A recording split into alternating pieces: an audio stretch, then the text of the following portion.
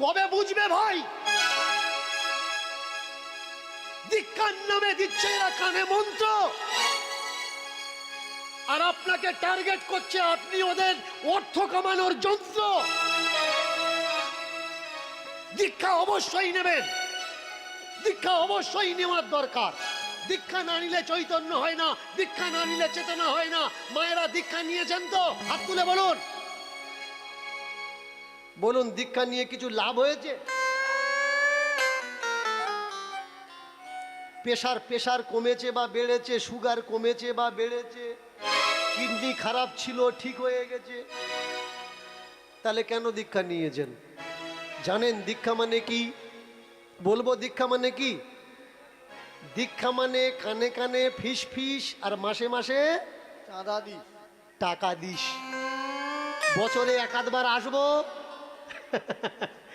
এই দেখ, আশ্রমে পূজা হবে রে বাবা, পূজা হবে, জন্মাষ্টমী হবে, রাধা অষ্টমী হবে, দোল হবে, উৎসব হবে, টাকা দিস।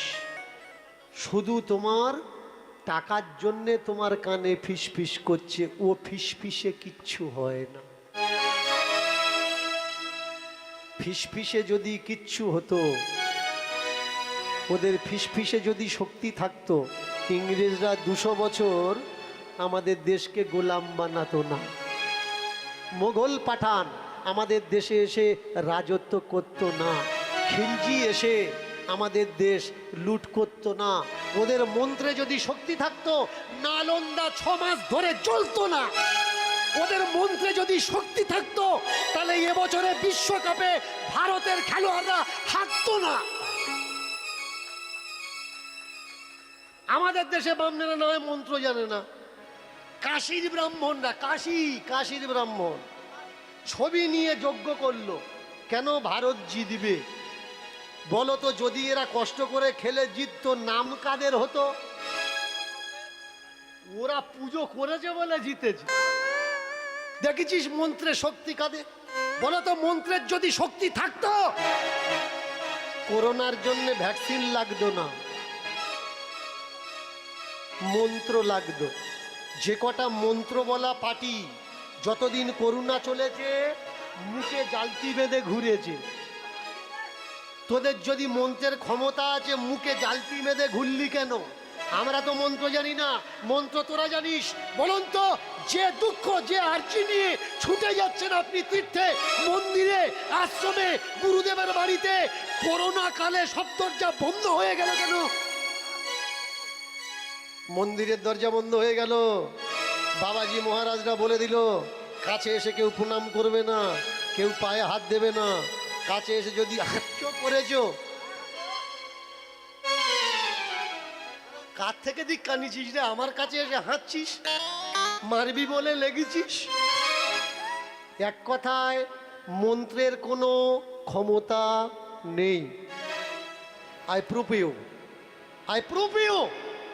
যে মন্ত্রের চক্করে পড়ে আমার সমাজে এত অন্ধকার, মন্ত্রের কোনো ক্ষমতা নেই। আজকের এই হরিবাসরে দাঁড়িয়ে উইথ ক্যামেরাতে আমি চ্যালেঞ্জ করছি, পুরো ওয়ার্ল্ডে মন্ত্র ক্ষমতা বলা মানুষ যদি কোনো মানুষ থেকে থাকেন, আপনি প্রুফ দেবেন যে মন্ত্রের কোনো ক্ষমতা আছে। জীবন্ত প্রমাণ, তাকিয়ে দেখুন, কে? দীনকৃষ্ণ ঠাকুর। মন্ত্র, এরা বলে কি মন্ত্রের ক্ষমতা আছে? কি ক্ষমতা? আর সেই ক্ষমতার জন্যে, মন্ত্রের ক্ষমতার জন্যে আপনি নেড়া হন, মন্ত্রের ক্ষমতার জন্যে আপনি আপনার বাম্মা শ্রাদ্ধ করেন, মন্ত্রের ক্ষমতার জন্যে আপনি বাড়িতে ওদেরকে ডেকে এনে হোম যজ্ঞ করাচ্ছেন। বলুন তো, এরা বলে প্রেতশিলাতে যদি জীবন্ত মানুষের নামে পিণ্ড দেওয়া যায়, জ্যান্ত মানুষ নাকি মরে যায়। গয়া কাশীতে প্রেতশিলাতে যদি মন্ত্র বলে পিণ্ড দেওয়া যায়, জীবন্ত মানুষ মরে যায়। প্রেতশিলাতে যদি পিণ্ড দিলে জীবন্ত মানুষ মরে যেত, বলুন আমাদের দেশে কোনো নেতা থাকতো? ভোটের সময় পক্ষ আর বিপক্ষ দুজনে বলতো, এই দা সপ্তাহখানেক তোরা সামলা, আমি গয়া থেকে ঘুরে আসবো। একটা পার্টি আর একটা পার্টির নামে পিণ্ড দিয়ে চলে আসতো। ভোটের আগেও পটল তুলতো। এটা প্রমাণ। শুধু তাই নয়, যারা বলছে দীনকৃষ্ণ ঠাকুরের কীর্তন শুনবে না, দীনকৃষ্ণ ঠাকুরের মুখ দেখবে না, দীনকৃষ্ণ ঠাকুর সনাতন ধর্ম নষ্ট করছে, আপনাদের কি মনে হয় ওরা আমার নামে পিণ্ড দেয়নি? আপনাদের কি মনে হয় ওরা আমার নামে বান মারেনি? বান মেরে যদি মানুষ মরতো, তাহলে ইংরেজ তাড়ানোর জন্য কি ক্ষুদিরামের ফাঁসির দড়ি গলায় নেওয়া লাগতো? আগে বোঝা লাগবে ভাই, দীনকৃষ্ণ ঠাকুর রোজ রোজ এসে তোমাদের বলবে না ওঠো জাগো ঘুম ভাঙো সকাল হয়েছে। হয়তো বছরে একাধবার দীনকৃষ্ণ ঠাকুরের সঙ্গে সাক্ষাৎ হবে, সেই সময় হয়তো আমি ব্যাটারিটা চার্জ করে দিতে পারি, এক সপ্তাহ হয়তো চললো বা এক মাস চললো, বাকিটা তোমার ধরে রাখা লাগবে যে I am A charge, I am A not discharge. আমি চার্জ হয়ে গেছি, আর এই চার্জ যেন লাইফ টাইম থাকে। ভাই, ভগবান আমার দুটো হাত কেন দিয়েছে?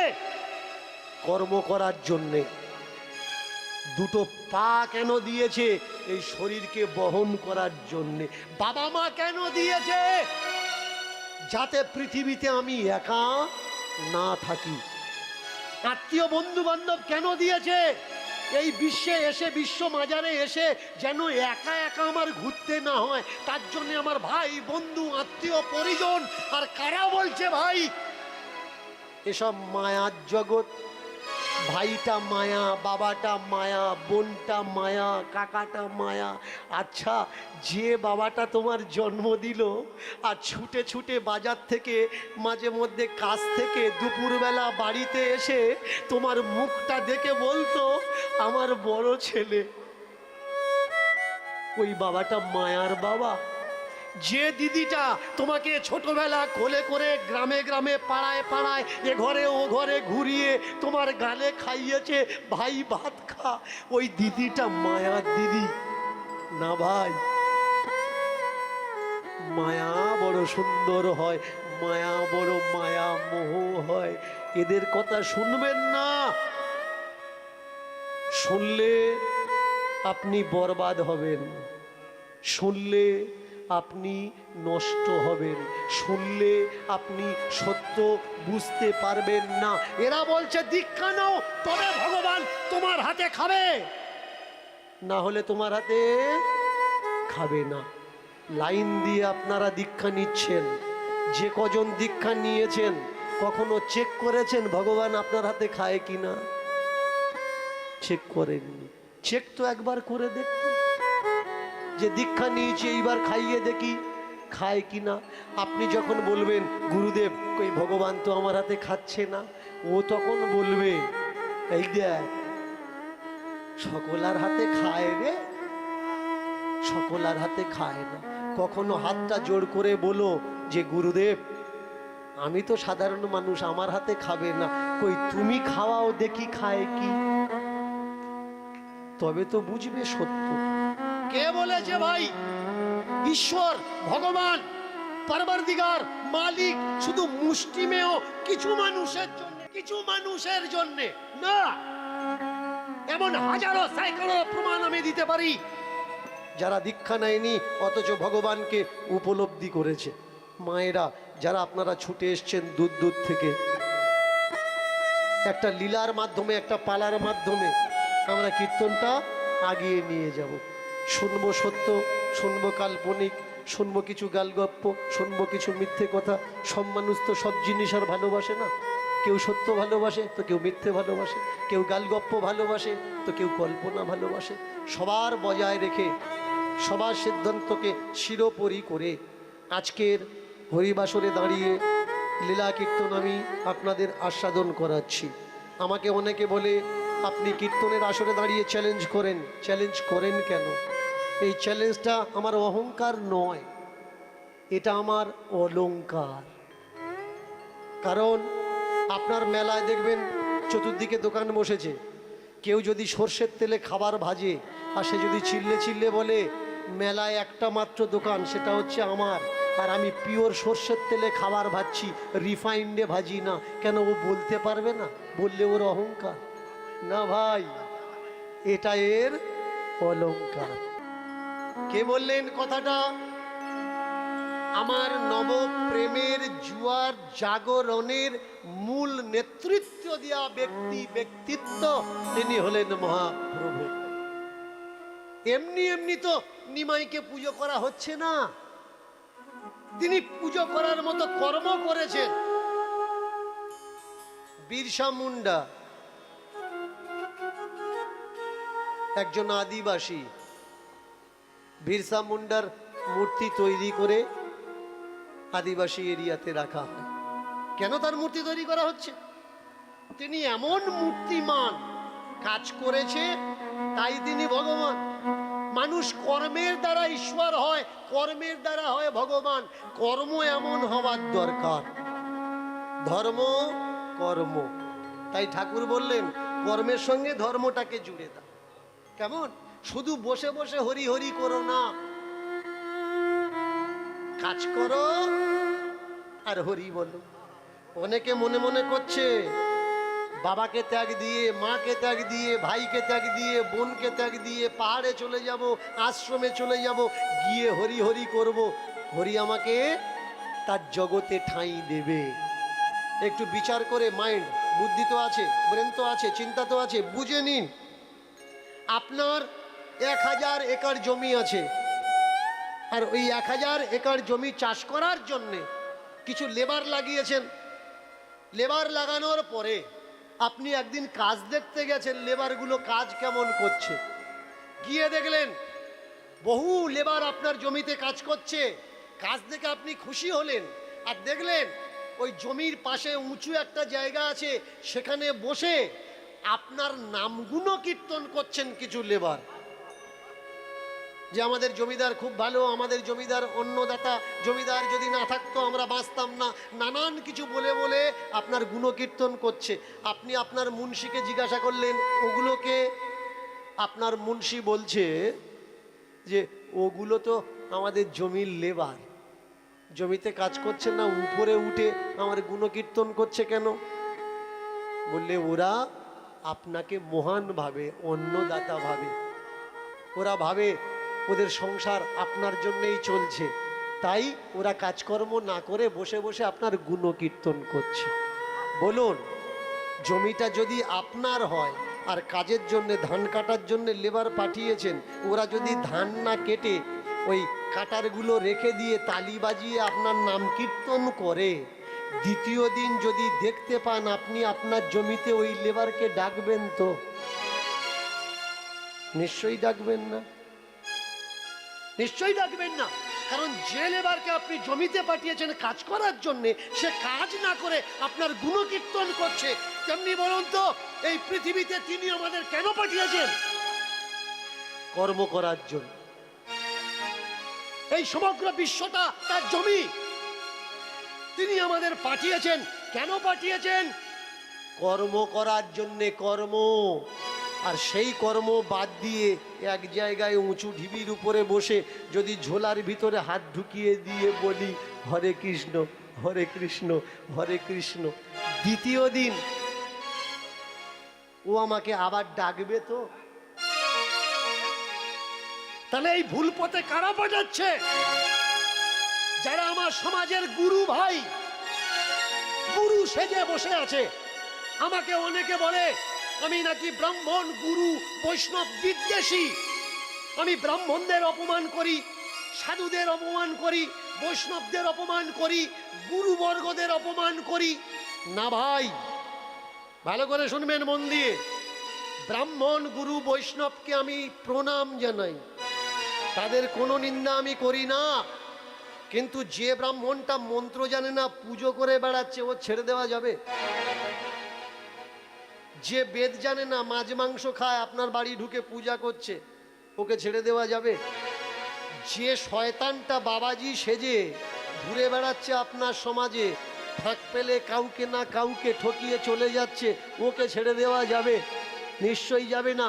যে গুরু সেজে পাড়ায় পাড়ায় মন্তর দিচ্ছে, আর 10 বছর পরে দেখা গেল কারোর বৌমান নিয়ে হাঁটা মেরেছে, বলুন ওদের ছেড়ে দেওয়া যাবে? আমি শুধুমাত্র চিনিয়ে দিচ্ছি আপনাদের কে গুরু আর কে গুরু নয়। আমাদের এই সমাজ নষ্ট কিসের জন্য হচ্ছে?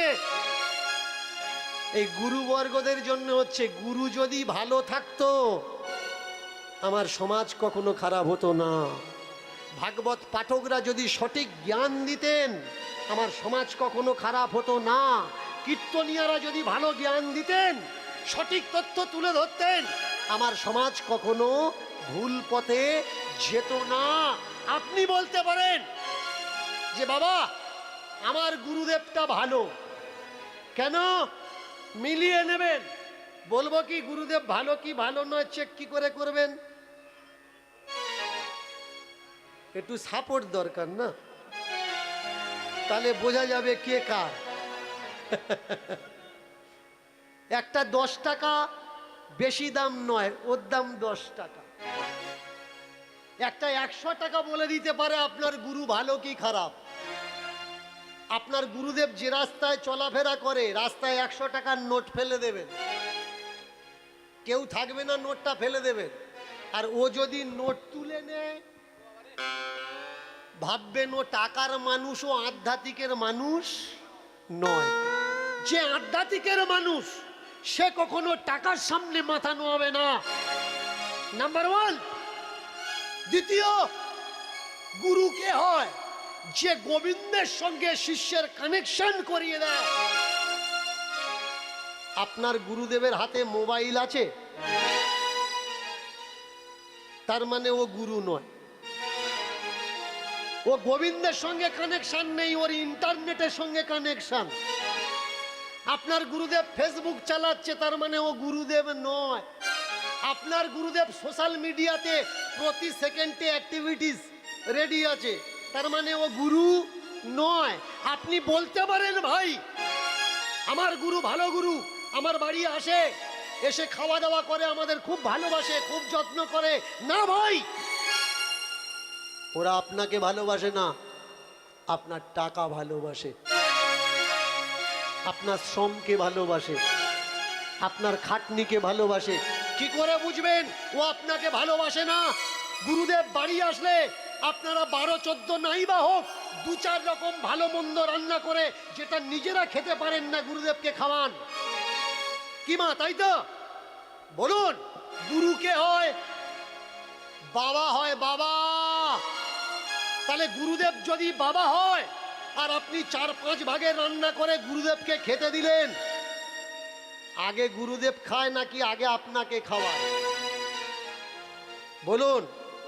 কোনো বাবা যদি মেয়ের বাড়ি আসে, ভালো করে খেয়াল করবেন, note you this point, not you, আমি নক করছি, সাবধান করছি। কোন গুরুদেব যদি শিষ্য বাড়ি আসছে মানে ওটা তার ছেলের বাড়ি, ওটা তার মেয়ের বাড়ি। বলুন, আপনার বাবা যখন আপনার বাড়িতে আসে, কোনো বৌমা তার মেয়ের বাড়িতে আসে, বাবা ভালো করে শুনবেন, খালি হাতে আসে? বুকে হাত দিয়ে বলুন তো, আপনার গুরুদেব আপনার বাড়ি আসে খালি হাতে আসে নাকি ভরা হাতে আসে? যদি বাবা হয় ও ভরা হাতে আসবে, খালি হাতে যাবে। আর যদি বাবা না হয় ও খালি হাতে আসবে, পোটলা বেঁধে নিয়ে যাবে। ভাই, ও তোমার টাকা ভালোবাসে, ও তোমাকে ভালোবাসে না। তুমি বলতে পারো আমার গুরুদেবকে বাবা আমি খাওয়াই, হয়তো আগে আমাকে খেতে দেয় না, না খাইয়ে খায়, এটা ঠিক কথা, কিন্তু আমার জন্য প্রসাদ রাখে, থালে আমার জন্য প্রসাদ রেখে দেয় যে আমি যখন খাবো যেন ওটা খাই। ও কোনো প্রসাদ নয় ভাই, ঢোকেনি বলে থুয়ে গেছে। ও যদি ঢুকতো সবটা খেয়ে চলে যেত। বুঝবেন কি করে? আপনি বলতে পারেন যে আমার গুরুদেব ওরম গুরুদেব নয়। ইনভাইট ইউর গুরুদেব, আমি ইনভাইট করছি, আপনি আর আপনার গুরুদেব আসুন আমার বাড়িতে 1 বছর থাকুন। আমি রান্না করব বা আপনি রান্না করবেন, আপনার গুরুদেবকে খেতে দেবেন, এবার শুনুন মন দিয়ে, একটা হচ্ছে ডাল কাটানো চামচ, একটা ভাত কাটানো চামচ, আর একটা লবণ কাটানো চামচ। লবণ কাটানো চামচ চেনেন তো? ছোট ছোট চামচ। মেনে চলুন 5 রকম তরকারি রান্না করেছেন, করে লবণ কাটানো চামচে করে থালায় দেবেন। ডাল 1 চামচ, সবজি ভাজি 1 চামচ, পনিরের তরকারি 1 চামচ, আর ভাত 1 চামচ দিয়ে করো জোড় করে বলবেন, গুরুদেব ফ্যামিলি অনেক, আপনি খান আর প্রসাদ রাখুন, এক বেলা থাকবে। কারণ ও যদি বেশি থাকার চেষ্টা করে তো দুনিয়াতে ও থাকবে না।